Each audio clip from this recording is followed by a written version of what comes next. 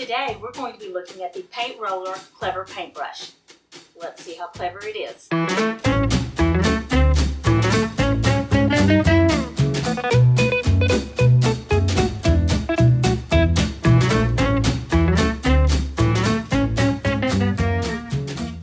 The Paint Roller Clever Paintbrush comes with a paint roller, which you fill with paint. It comes with a pole that goes on it that is very flimsy. Look at this, you can see how flimsy this pole is. So it didn't work really well, just right out of the box. It comes with a flocked edger, which is supposed to get up against the ceiling and the wall. We couldn't get it to work very well. And a corner pad. The corner pad is supposed to go in the corners, but we found that it just dripped paint and it didn't really get in the corners, so that didn't work very well. It comes with a resting tray to lay the paint roller in, and it comes with an easy pour jug, which again was a little flimsy, so it was kind of hard to pick up. I would have rather it had a handle on it. So we began by filling the head of the brush, of the roller, with paint.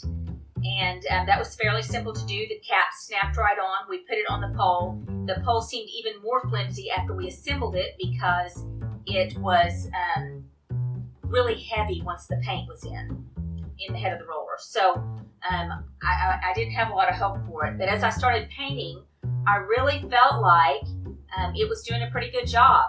It kind of streaked a little bit at first, but I was able to rectify that by going kind of back over where it was streaking.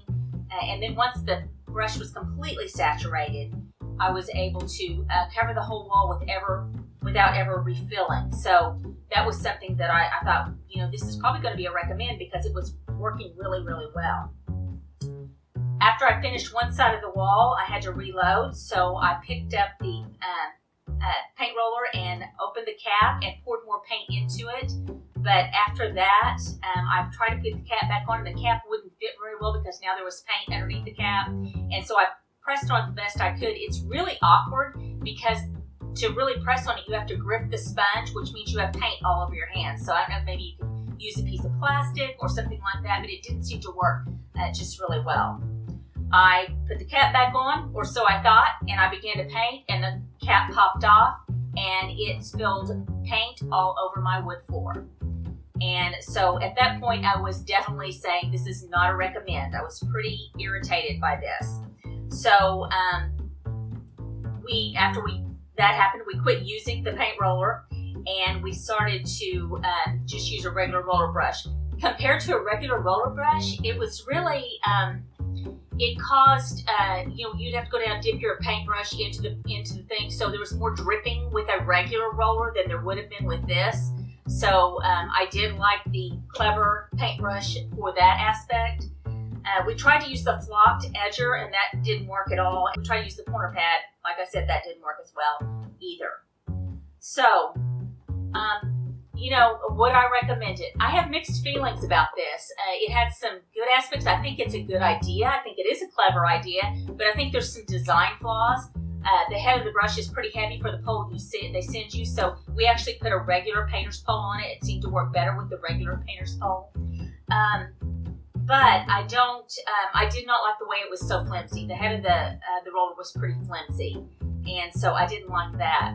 As far as cleaning this up, it was really difficult to clean, and I finally ended up just throwing it away because I would have been rinsing that sponge out forever and trying to get all the paint out of the container inside. So that didn't work very well at all. In the end, to get the high corners and where the wall meets the ceiling of our staircase that has really tall ceilings, my husband ended up putting a brush on the end of the pole and taping it, and we used that, and that actually worked pretty well. And honestly, I should probably market that for $19.99. A paintbrush on the end of a pole. I mean, why not? As far as this being clever, I think it is clever because their marketing department talked me into buying it. So that was the only clever thing about this paintbrush. So would I recommend it? Well, that's the $1,000,000 question. Well, actually, it's just a $21.99 question.